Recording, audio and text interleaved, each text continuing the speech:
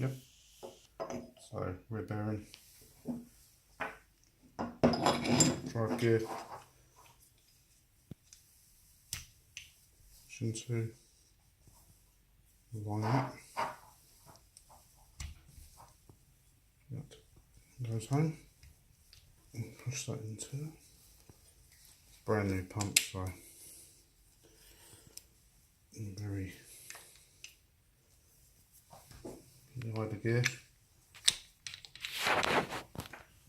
Front bearing, and front bearing. That's it. So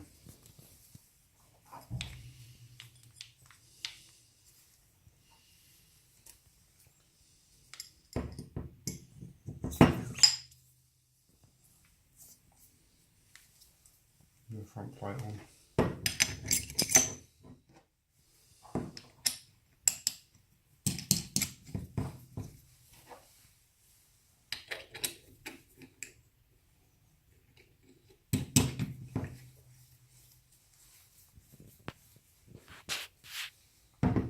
Assemble, outlet assembly,